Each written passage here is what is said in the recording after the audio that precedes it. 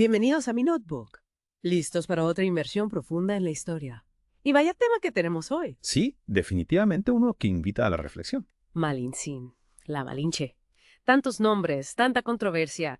Y me encanta cómo has recopilado las fuentes para esta inmersión. Realmente lo aprecio.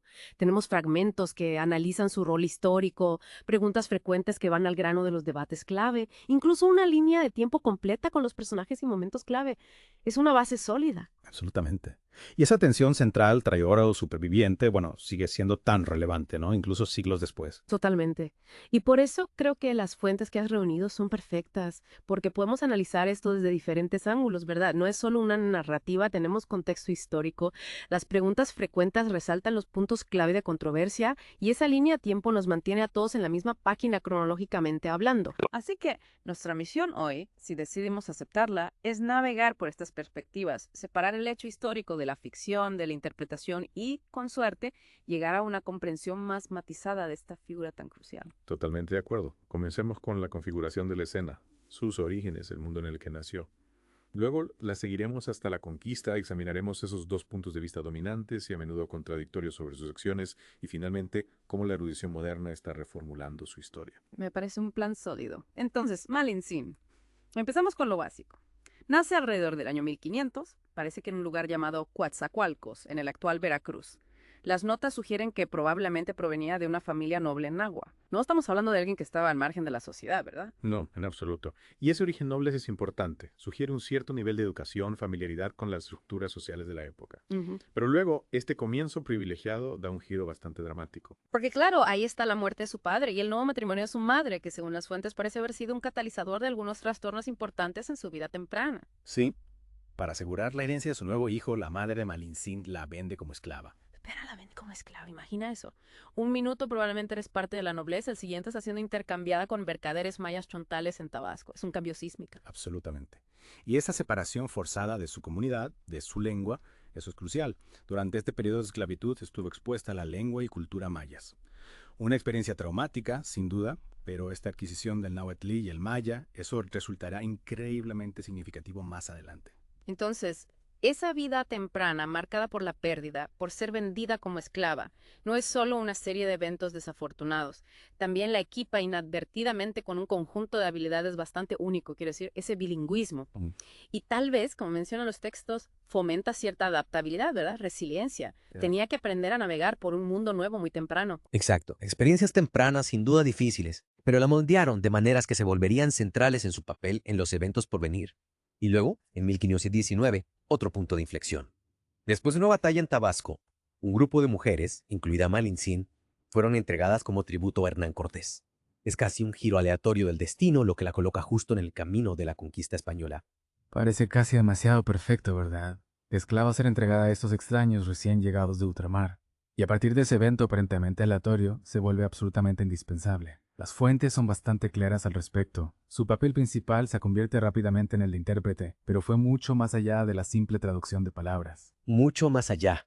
Sus habilidades lingüísticas fueron la clave que abrió la comunicación entre los españoles y una multitud de grupos indígenas. Lo más importante, los mexicas. Pero no solo repetía palabras. Era mediadora, entendía los matices del lenguaje, de la cultura, incluso actuaba como asesora de Cortés. Y las notas realmente enfatizan cuán crucial fue para establecer esas alianzas. Quiero decir, los españoles, una fuerza relativamente pequeña, no podrían haber navegado por el complejo panorama político de Mesoamérica sin alguien como ella para facilitar esas conexiones. Y luego, por supuesto, está su papel en la obtención de información vital sobre el Imperio México. Sus fortalezas, debilidades, costumbres, era una mina de oro de inteligencia, ¿no? Exacto. Su comprensión de la dinámica local permitió a Cortés explotar las rivalidades existentes, forjar esas alianzas estratégicas. Piensa en esas primeras reuniones con líderes indígenas, incluso con alguien tan poderoso como Moctezuma. Sin Malintzin allí para traducir y explicar, esos encuentros habrían estado llenos de malentendidos, si es que hubieran ocurrido. Las fuentes realmente subrayan su papel fundamental en la configuración de la estrategia española durante esas etapas iniciales críticas de la conquista. Entonces, ella está justo ahí, en el centro de todo. Lo que nos lleva a la controversia, a las dos formas realmente dominantes de verla. Por un lado, como expone las fuentes, está la visión de ella como traidora. Esta perspectiva La ve como facilitadora de la conquista y la posterior destrucción del Imperio Mexica. Y ahí es donde entra este concepto de malinchismo, ¿verdad? Esta idea de preferir lo extranjero y rechazar lo propio. Sí, esa es una interpretación poderosa y duradera. El argumento aquí es que su colaboración condujo directamente a una inmensa pérdida de vidas, al desmantelamiento de las culturas indígenas y a la imposición de un sistema colonial que tuvo consecuencias devastadoras para la población nativa. Desde este punto de vista, ella ayudó e instigó activamente al enemigo. Pero luego está la otra cara de la moneda, ¿verdad? La visión que enmarca sus acciones en términos de supervivencia, incluso como una demostración de cierto grado de agencia. Esta perspectiva reconoce la violencia extrema, las opciones muy limitadas disponibles para ella. Como esclava, ya desplazada, tal vez su alianza con los españoles le ofreció una oportunidad, no solo de supervivencia personal, sino tal vez incluso de influir en los acontecimientos de una manera que pudiera mitigar parte del daño. Ese es el quid de este contraargumento.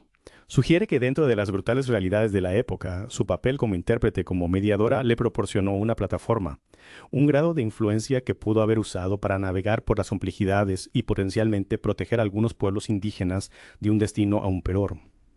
La reformula no como una participante voluntaria en la destrucción, sino como alguien que intenta sacar lo mejor de una situación imposible. Es un marcado contraste, ¿verdad? Traidora o superviviente. Esta dicotomía realmente ha dominado la narrativa histórica sobre ella. Pero las fuentes también señalan que las perspectivas académicas modernas están yendo más allá de esa simple división. Sí, la erudición contemporánea realmente busca profundizar en las complejidades de su vida, teniendo en cuenta su contexto social específico o sus posibles motivaciones, que por supuesto solo podemos inferir, y de manera crucial, las diversas perspectivas de los diferentes grupos indígenas involucrados en la conquista. La comprensión ahora es que no era una figura unidimensional, sino una mujer que navegaba por un momento histórico sin precedentes increíblemente volátil. Las notas mencionan específicamente a historiadoras como Camilla Townsend. Su libro ofrece una nueva mirada a Malincín, enfatizando su agencia, su capacidad de adaptación. Y luego está Federico Navarrete Linares, quien se centra en la conquista desde el punto de vista indígena, lo cual es tan importante para proporcionar esa comprensión más amplia. Parece que nos estamos moviendo hacia una evaluación más matizada, menos enjuiciadora. Exactamente. Se trata de dejar de simplemente etiquetarla y, en cambio, tratar de comprender la intrincada red de poder, supervivencia y choque cultural que definió su realidad. Entonces, si queremos profundizar aún más, ¿qué tipo de fuentes deberíamos buscar? Las notas son bastante exhaustivas en ese sentido. Sí, comencemos con las fuentes primarias. Las crónicas escritas por figuras españolas como Cortés, Bernal Díaz del Castillo, ofrecen relatos de primera mano, aunque por supuesto, siempre debemos tener en cuenta sus sesgos inherentes. Escribían desde la perspectiva del conquistador, después de todo. Claro. Las fuentes también mencionan el potencial de diferentes perspectivas en códices y documentos indígenas menos accesibles. Incluso mencionan el Códice Florentino como una posibilidad. Estos podrían ofrecer información invaluable sobre cómo la percibían los propios indígenas. Fascinante. Y luego, por supuesto, está la investigación secundaria. Ahí es donde entran historiadores como Townsend y Navarrete Linares, ¿verdad? Su trabajo examinando la evidencia disponible, ofreciendo nuevas interpretaciones. Eso es lo que realmente nos ayuda a ver más allá de esas narrativas tradicionales. Las notas también mencionan la importancia de la investigación en archivos históricos. Incluso si la información directa específicamente sobre ella es escasa, el contexto más amplio aún puede ser esclarecedor. Absolutamente. Y luego está el área fascinante del análisis lingüístico, la evolución de la palabra malinche y su conexión con malinchismo. Eso cuenta una historia poderosa sobre cómo se ha interpretado y reinterpretado su figura a lo largo del tiempo. Refleja la compleja relación de México con su identidad y sus heridas históricas. Es cierto. Y como mencionamos antes, malinchismo. Esencialmente traición nacional a través de la preferencia por lo extranjero sobre lo propio. Bastante contundente. Sí. Y comprender cómo funcionaron la traducción y la interpretación durante la conquista también subraya el importante poder que ejerció en esas interacciones. Las notas también resaltan los recursos audiovisuales. Cosas como el documental Malincín, la historia de un enigma. Parece que estos pueden ser realmente útiles para explorar las complejidades, desafiar esas visiones tradicionales. Y la sugerencia de buscar documentales que se centren en el contexto histórico más amplio de la conquista, la vida indígena, eso tiene mucho sentido. Además, analizar críticamente cómo se la representa en películas y series puede revelar mucho sobre los mensajes simbólicos que se transmiten. Por supuesto. Pasando a las perspectivas culturales, el papel de la literatura es significativo. Autoras como Rosario Castellanos, con su poesía Laura Esquivel en su novela Malinche, han explorado su identidad, su sufrimiento a través de la ficción. Ofrecen perspectivas emocionales y psicológicas realmente poderosas que los relatos históricos por sí solos podrían no capturar.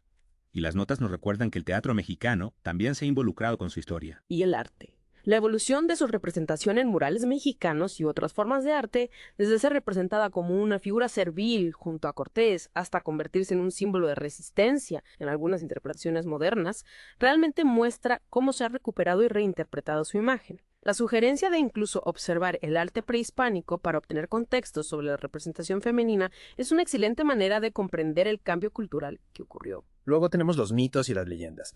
Recopilar y analizar estos cuentos populares que rodean a Malintzin en diferentes regiones puede proporcionar una visión fascinante de su reflejo en la cultura popular. Estas historias, a menudo transmitidas de generación en generación, pueden revelar ansiedades sociales sobre la identidad y el pasado colonial. Ofrecen un tipo diferente de visión histórica. Absolutamente. Y finalmente, las notas enfatizan la importancia de participar en el debate, la reflexión. Participar en foros en línea, asistir a eventos académicos, todas estas son formas de profundizar nuestra comprensión al interactuar con diferentes puntos de vista. Y en última instancia, se trata de desarrollar nuestra propia interpretación informada basada en la consideración de todas estas diferentes perspectivas y el contexto histórico, cuestionando esas narrativas establecidas hace mucho tiempo y reconociendo la complejidad inherente de la historia. Exacto. Se trata de un compromiso activo con el material y la voluntad de ir más allá de las etiquetas simplistas. Entonces, al comenzar a concluir esta inmersión profunda, está claro que Malintzin fue mucho más que una simple nota al pie de página en la historia. Fue una mujer atrapada en este inmenso momento de agitación, y su historia nos obliga a lidiar con esas ideas realmente complejas sobre la identidad, la lealtad y lo que significa sobrevivir frente a un conflicto profundo. Sí, evitar esos juicios fáciles en blanco y negro es absolutamente crucial para comprender verdaderamente su papel. Su vida y sus elecciones se tomaron en un contexto de violencia extrema y agencia limitada, incluso si logró ejercer cierta influencia. Y parece que su historia sigue resonando hoy, sirviendo como este punto continuo de reflexión sobre la identidad, el poder, la resistencia y cómo recordamos nuestra propia historia. Absolutamente. Es una figura que nos desafía a mirar más allá de las narrativas simplistas y a luchar con las complejidades del pasado. Lo que nos lleva a una reflexión final para que consideres cómo refleja la interpretación que hace una sociedad de una figura histórica como Malintzin, su comprensión actual de sí misma y de su pasado. ¿Qué nos dice este debate continuo sobre ella, realmente sobre el México contemporáneo y su relación con su propia historia rica y a menudo complicada? Esa es una pregunta poderosa para dejarnos pensando. Definitivamente te animo a explorar las diversas fuentes que hemos mencionado. Las crónicas, los análisis históricos modernos, las representaciones culturales, para formar tu propia comprensión matizada de esta figura verdaderamente enigmática. Gracias por acompañarnos en mi notebook hoy. Gracias a ti por guiarnos a través de este fascinante viaje. Hasta la próxima.